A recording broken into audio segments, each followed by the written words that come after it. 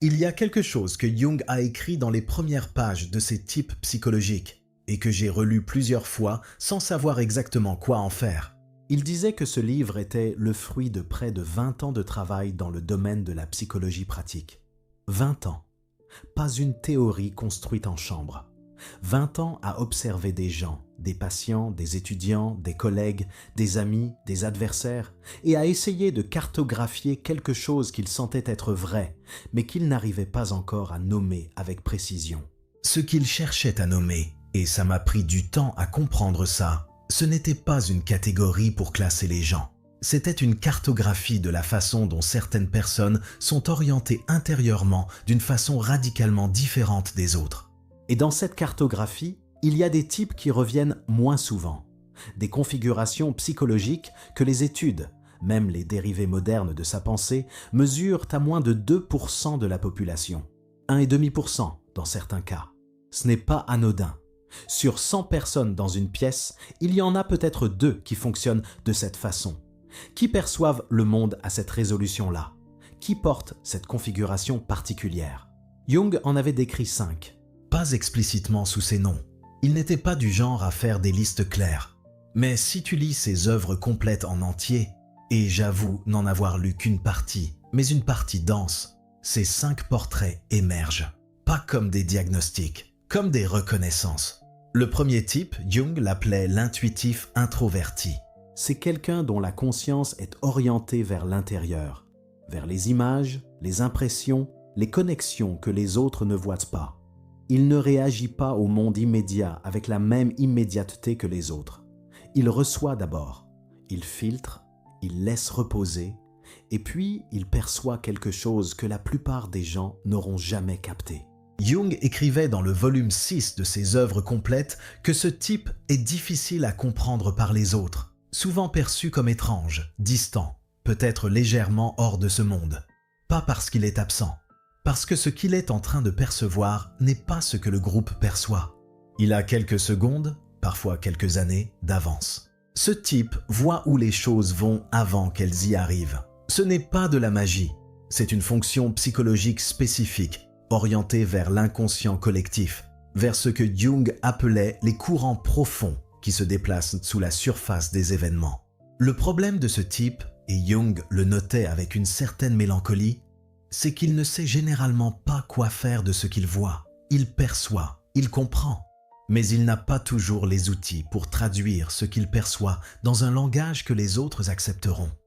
Ce qui lui vaut souvent une vie entière à se sentir légèrement en avance et légèrement incompris. Le deuxième type, Jung ne lui a pas donné de nom simple. Il a parlé de blessures, de guérison et d'un paradoxe qui l'avait fasciné dans le mythe grec. Le centaure Chiron, blessé par une flèche d'Hercule, blessure incurable, mais devenu le plus grand guérisseur de la mythologie. Celui dont la blessure elle-même était devenue la source de son pouvoir. Jung a écrit quelque chose là-dessus que j'ai dû noter quand je l'ai lu. C'est sa propre blessure qui donne la mesure de son pouvoir à guérir. Le médecin blessé, c'est le terme qu'il utilisait, n'est pas quelqu'un qui souffre et se plaint. C'est quelqu'un dont la souffrance s'est transformée en quelque chose d'autre, qui a traversé quelque chose de difficile, une perte, un effondrement, une période de noirceur, et qui, au lieu d'en ressortir en s'en distanciant, en est ressorti avec une capacité à se tenir avec la douleur des autres qu'il n'aurait pas eu autrement. C'est le type qui sait quoi dire à 3 heures du matin quand quelqu'un pleure sans savoir pourquoi. Pas parce qu'il a appris une technique, parce qu'il connaît ce pays de l'intérieur. Il y a vécu. La plupart du temps, ce type ne se reconnaît pas comme quelqu'un de particulier. Il pense juste qu'il a mal et que parfois, il aide. Il ne fait pas le lien. Jung l'aurait fait. Le troisième type, je l'appelle le gardien des seuils. C'est celui sur qui tout le monde compte. Pas de façon ostensible. Personne n'a nommé ce rôle. Mais dans chaque groupe, chaque famille, chaque collectif de travail, il y a une personne dont la simple présence maintient quelque chose, qui perçoit les tensions avant qu'elles éclatent, qui dit le mot qu'il faut au moment où il faut, qui retient quelque chose, un silence, une continuité, une régulation émotionnelle invisible que les autres ne remarquent pas tant qu'elle est là. Ce que Jung observait dans ses travaux sur les types extravertis et introvertis dans ce même volume 6, c'est que certaines personnes jouent un rôle de régulation psychique pour leur entourage. Pas parce qu'elles le décident, parce qu'elles sont construites ainsi. Ce type a généralement appris très tôt à lire l'état émotionnel d'une pièce avant d'y entrer, à calibrer ses propres réactions en fonction de ce que l'espace peut supporter, à se taire quand parler créerait plus de bruit que de sens. Ce n'est pas de la faiblesse, ce n'est pas de la codépendance, c'est une fonction. Et comme toutes les fonctions portées sans conscience, sans que personne ne la nomme, elle peut devenir une cage. Parce que le gardien des seuils ne disparaît pas, il s'épuise. Le quatrième type, le chercheur de sens, celui qui ne peut pas s'arrêter à la surface, dont la question centrale n'est jamais comment, mais pourquoi.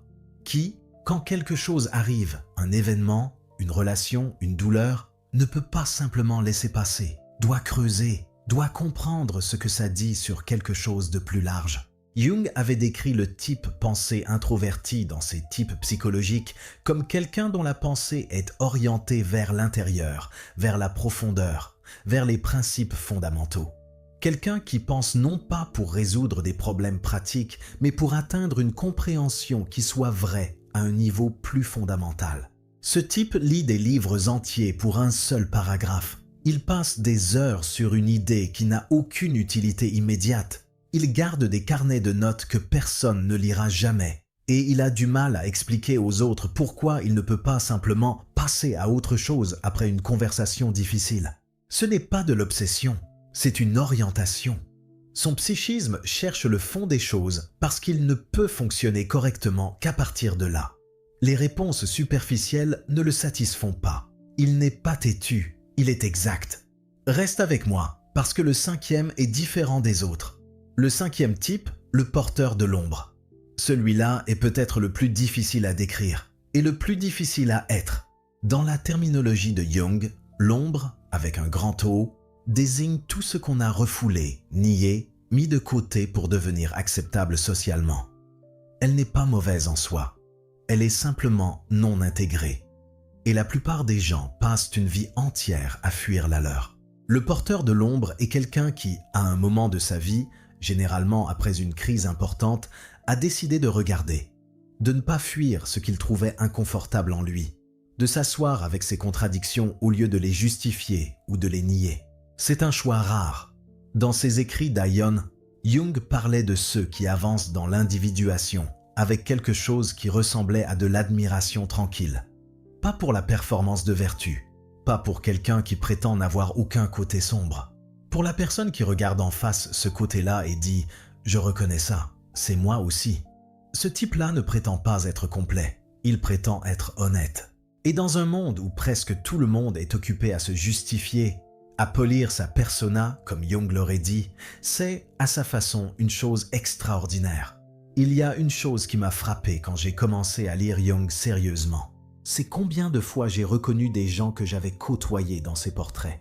Des adolescents dans mon bureau au collège de la banlieue lyonnaise, celui qui voyait les dynamiques du groupe avant tout le monde, qui finissait par se faire rejeter parce qu'il perturbait simplement en observant. Celui qui avait traversé quelque chose de très difficile chez lui et qui aidait les autres avec une précision que ses 14 ans n'auraient pas dû lui permettre. Celle qui portait en silence le poids émotionnel de toute une classe et que personne n'avait pensé à interroger sur comment elle allait. Je ne savais pas à l'époque comment nommer ce que je voyais. Je savais que c'était rare. Je savais que ça méritait d'être protégé et non corrigé. Jung me l'a donné après, un cadre, une façon de comprendre pourquoi certaines personnes fonctionnent différemment. Non pas parce qu'elles sont défectueuses, mais parce qu'elles sont orientées d'une façon que la majorité ne partage pas. Et que cette orientation, si elle est comprise, si elle est travaillée, est précisément ce qui peut devenir le plus précieux. Je ne sais pas quel type tu es. Je ne sais même pas si cette question a une réponse nette. Jung lui-même aurait été méfiant de toute réponse trop propre. Ce que je sais, c'est que ces 5 portraits, si tu en reconnais un, ne sont pas des jugements, pas des cases, pas des diagnostics. Ce sont des miroirs. Et un miroir, ça peut valoir beaucoup. Si tu regardes dedans sans essayer de te corriger. Bonne soirée.